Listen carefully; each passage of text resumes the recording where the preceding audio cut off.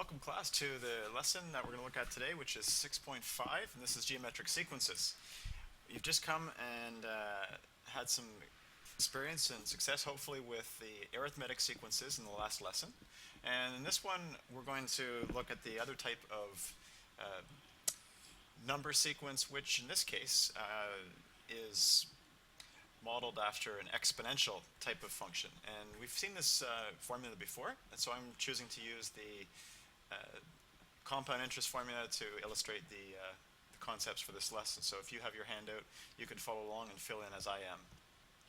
So the compound interest formula again is the amount A being equal to the product of the principal P and a power, which is constructed from the rate of growth, 1 plus I being the interest rate, and the exponent n, where in this case n is the number of periods of compounding, and that means the number of times that the growth rate has been applied.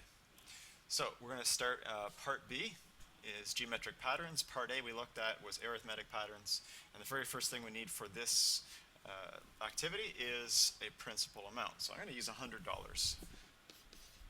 And I'm going to use simple numbers here. So I'm going to use 10% as an interest rate, which means as a percentage it's 10. As a growth rate, it would be 1 plus the interest rate. So the factor that we're going to apply to make this grow has to be more than 1. And so we're going to use 1 plus 10%, which would be 1.10. Okay, so that's going to be our growth rate. Now, in this various stages, I think it would be appropriate to pause the video and fill in the information as you are able to calculate. So you'll need a calculator for this lesson. And the very first thing we're going to do with this is we're going to tabulate the amount of the investment for each of 6 stages. And we're calling stage 1 the principal. So this is going to be 100 here. And at this point, you should pause and calculate the values to get you started. To get the second stage, you're just going to take 100 and you're going to multiply that by 10%. And 10% of 100 is 10, so you're going to end up with 110. All right, so pause at this point and I'll fill in the rest of the table and you can come back and check your answers. So we have our $100 bill starting us off. We have 110, second stage. Third stage is 121.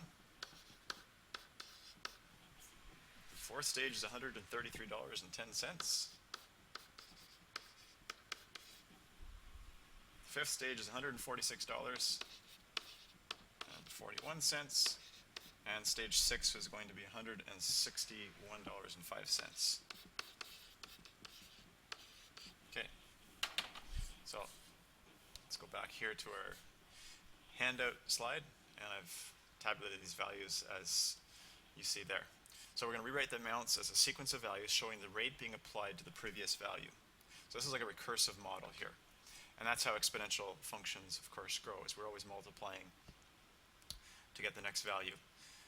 All right, so stage 1 is going to be our initial term, so we can't apply that rule to the first value, so we're just going to have to start it with 100.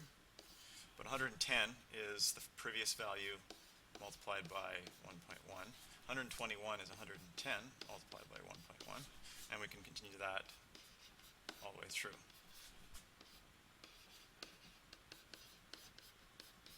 All right, so here's a recursive sequence. Okay, decimal point there. 146.41 times 1.1 is the very last one. Okay, so that's just 6 stages, which would represent perhaps 6 years of investment, or it could be 6 months, depending on how frequent the compounding occurs. Now I'm going to rewrite the amounts as a sequence of values. Now here we're going to show the rate being applied to the initial value in all cases. All right? So the rate is 1.1. That's our growth rate. Well, how many times do we apply the growth rate to the first value? We don't. It hasn't been compounded yet. So we can include a power, but we'd have to put on an exponent of 0. The second one is going to be 1.1 applied once. And we can see what's going to establish here is a pattern focusing on the exponent. All right. And if we continue this, we're going to see the relationship between the exponent and the stage number. Now I intentionally left the stage number starting at 1, just so that we would be able to make this fit sequence limitations where our first term is term 1. Okay, so let's examine this pattern and the values from step 5 and construct a general term formula, which now is going to represent our amount, t sub n. That amount is going to be related to the term number n. So the specifics in this particular sequence would be the $100 principal is included in all of them. The growth rate of 1 plus I, which is 1.1, is included in all of them. And the exponent, if we just examine the relationship between the term number and the exponent number, we'll see that plus 1, plus 1, minus 1. All right, so what we really want to lock in here is this idea that the term number is always going to be 1 more than the exponent, which means that we have to take 1 away from the term number to get the exponent that would be applied to make the sequence grow or decay, depending on how the context works. All right, so for that, we've got our general term formula. Note here that n is not the number of compounding periods, because if we go back to our initial definition, that's what n in the compound interest formula represented. But here, stage 1, for example, we have 0 compounding periods have gone by.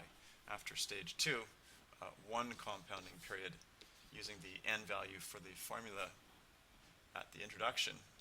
This would be a different n, and it would be offset. And that's where here we would want to avoid starting with an n value of 0 for our term number, because that's not by definition the very first term. Okay, so the n that we're using here is the term number. All right, so at this point we're going to calculate the ratio of consecutive amounts. So I want you to go back and look at perhaps the very first set of values which were tabulated in step 3 and calculate the ratio of the consecutive amounts. You should have 5 ratios. I'm going to pause now and then you can calculate those. Okay, so here are the ratios. There's 5 ratios, and the calculated values, of course, are all 1.1. What is this ratio? Well, this is the growth rate. We're looking, in this case, at the division of consecutive values. Previously, we used multiplication to generate the next value in the sequence. So it's not a surprise that we're getting the growth rate when we divide consecutive amounts. And this is, of course, how in the exponential unit we determined the multiplier or the base value in our formula. It's just the ratio of any 2 values in order. Okay, so this introduces what's called the common ratio. It's common to the whole sequence, it's constant, and every geometric sequence is defined by this common ratio. So the definition of a geometric sequence becomes one in which we generate numbers by applying a multiplier called the common ratio. We use the symbol r to an initial term, which we use the symbol a, and this is the same way we defined an initial term in the arithmetic sequence general term, a variable number of times. And how do we govern that variable number of times? We use the term number. The sequence would generally, for any geometric sequence, always resemble the following. The first term would be a, we multiply by r once after that, we get r to the 1, and we get ar squared, ar cubed, ar to the 4th. And again here, nth term is a times r to the, you guessed it, n subtract 1. That is the way we're going to model any situation involving growth or decay where a common ratio can be established between terms. All right, so just to finish this off, we're going to look at now comparing the formula from step 6, which was 100 times 1.1 to the n subtract 1, comparing that to the compound interest formula, which if I was to write it beside, would be a equals principal 1 plus I to the n. Okay, so notice the similarities there are obvious. Everything is the same except the exponent. The difference is everything. In this case, that exponent needs to be adjusted to reflect the term number. And so we have to define n for geometric sequence is always relative to the term number, regardless of the context, whether it be compound interest or isotope decay or anything that involves an exponential type function. All right, so that finishes off. So step 9, basically the consensus there, or conclusion we want to draw is that the exponent is offset by 1 from the term number.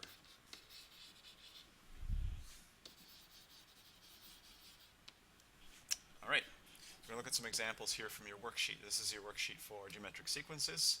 Again, look at just the important ones here that I think will allow us tomorrow to tackle some of the questions in the latter half of it. Number 1, again, there's good practice just for identifying the common ratio, just using consecutive terms. So we can, for tomorrow, leave those ones to be able to just do quick recognition of what the value of r is. So you're always going to take the nth term and divide by the term before it. That's sort of a general way you can get the common ratio. For number 2, write the first 5 terms of each geometric sequence, and this is just building up your pattern. Well, you recognize in A and B that your A value is actually given as term 1. And so your common ratio, again, can be found by taking your term 2 divided by term 1. That would be an application of the formula shown above. And in parts C and D, we're actually given the general term, so it's quite easy there just to substitute in everything from n equals 1 to n equals 5. Of course, in having the general term, we already know the a value. It's going to be the multiplier. And that goes back to our understanding of exponential functions with the y-intercept, the parameter a. And conveniently, it is actually the same a. Okay. Number 3 and 4 we're going to look at, and if we have time, we'll look at number 7 as well. So look at number 3. Determine the number of terms in each geometric sequence. So this is like the examples we had in the arithmetic sequence worksheet, where we were given the last term in a string of numbers, and what we really need to find is what is the term number of that last term. So let's choose something nice and integer-like. How about part C? We'll model part C. All right, so this is an interesting type of sequence, and that's the nice variety with math. As soon as you move away from addition and subtraction, things can happen such as the numbers can get bigger, but the signs can also change. So in part C, the first thing we want to do here is let's list what we know. The common ratio we can get from taking ratio of consecutive numbers, and we would see that's -3. The first term is 3.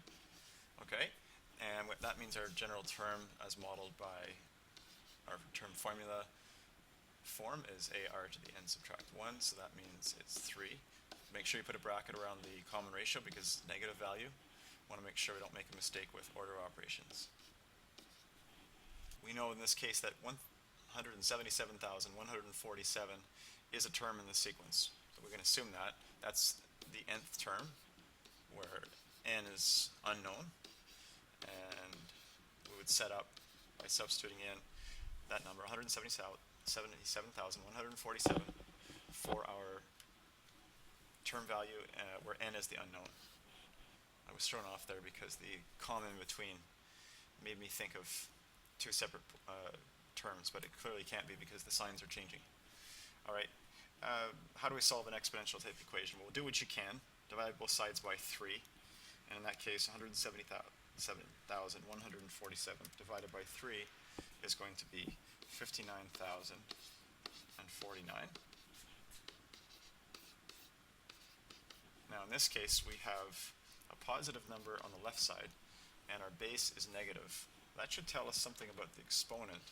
We better have an even exponent in order to produce a positive result from a negative base. So that tells us that n will have to be an odd number. So just a little bit of number sense we can apply to reason this one out. Okay, how are we going to solve that? Well, you could just do guess and check. You could take your powers of 3. Start with something fairly large, like perhaps 3 to the power of 10. 3 to the power of 10 is, oh, got it, 59,049.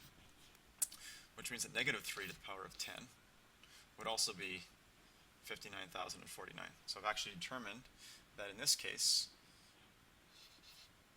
negative 3 to the 10 is equal to negative 3 to the n subtract 1. We're just making a direct substitution for the left side. Well, if 10 is the exponent on the left side, well, n subtract 1 is the exponent on the right side, so therefore n is equal to 11, which confirms what I suspected, which was that n had to be an odd number. So that means, therefore, that 177,147 is the 11th term. In other words, there are 11 terms in the sequence. All right, we'll look at turning our attention to number 4 at this point. Number 4 asks us if the sequence is arithmetic, geometric, or neither. So this is good practice with just pattern recognition. So we know that for arithmetic sequences there has to be addition or subtraction in linking terms, a common difference. We know that with geometric sequences there has to be multiplication, or you could think of it as division depending on what your common ratio is. And if neither of those two patterns can be seen, then it's not arithmetic or geometric. And there are certainly other types of sequences that exist. These are just the two that we're going to study in this course. So we could examine, for example, C. C is pretty easy to spot right off. 7 times 2 is 14. 14 times 2 is 28. So we can see that a common ratio of 2 is going to be applied. So if that has a common ratio, therefore it's geometric. And I can leave the other ones with you to try to establish the identities. Number 7. Let's look at this one here before we close off our video. This one involves bacterial growth. The strain of bacteria doubles every 14 hours. So we can write what we know. The double period is 14 hours. If there are 100 bacteria cells to start, okay, well, I'm going to zoom in on that and say, okay, well, that's the starting value. I could define that as my initial term or first term A. How many will there be after 7 days? So we've got time involved here as 7 days. Now, 7 days is 168 hours, which is 24 hours a day. How we get that? 168 hours, how many doubling periods is that? Divide that by 14, we get 12. So that's 12 doubling periods. What I'm going to try to do is model this situation where my geometric sequence has a general term where Tn is going to be the population of bacteria, and n is going to be, now if we say doubling periods, we have a bit of a problem because we have n has to be term number. So we're going to need to recognize that the term number can be related to the doubling periods, but we're going to have to be careful how we work this in. So I'm just going to pause, give you a chance to think about how you might relate the term number to the doubling period. Okay, we're back now, and I've added a little bit of information. I had to think about this as well, which is good. I like the option of being able to pause my video and give some thought, and you need that as well. So we're a little bit limited or constrained here by what we can use for the time. There are other ways of relating the population to time, which maybe I can wrap up with. But for now, we're going to assume multiples of 14 are involved here. And what I've came up with is that n subtract 1 is going to be the number of doubling periods. So if we have our first term, it has 0 doubling periods. Our second term, we are assuming, is 1 multiple of 14, which is 14 hours later. We're, again, limited there. So our general term, using r equals 2 as our common ratio because of the doubling, will be 100, our a, times our base 2 to the exponent n subtract 1. And our question was asking, after 168 hours, which is 12 doubling periods, well, 12 doubling periods is going to correspond to how many terms? Well, if the doubling periods is 1 less than n, then this would be the 13th term. Basically have n subtract 1 is 12, so therefore this will be n equals 13. So 13th term. Okay, so that means that population is going to be 100 times 2 to the 13. Subtract 1. And 2 to the exponent 12 is 4,096 times 100 will give us 409,600 little bacteria. So that closes us off. If you have a chance to look up the relationship between time and population of bacterial colony, you'll see a slight difference in the way the formula is presented. I'll give you a chance if you want to look up that now, and I'll just close off with that formula as well. Okay, I had to give this a little bit of thought as well, and I've seen elsewhere formulas that relate the initial population, P0, to the population at any given time, where T is now our time. And this is less constrained because our initial value is still going to be 100, and D would represent the doubling period. A similar relationship exists for nuclear decay in the case of half-life, and that would be something where you could take 168 hours and you would divide by 14, and that gave us, of course, 12, which means that we're going to use an exponent of 12 on 2, which is what we ended up doing. But the advantage of this relationship is that we could assume something like 150 hours. 150 hours is not whole number multiples of 14. So that would have us taking 100 as our initial population and multiplying by 2 to the exponent 150 all over 12. And we'd find there that 150 divided by 12 is 12 and a half. So it's 12 and a half doubling periods. So you can kind of use the exponent even if it's a decimal. Okay. That goes beyond what we're going to do in this section, but tomorrow you can come in and count on working on questions as we had 3 and 4 and the remainder of that worksheet. Take care.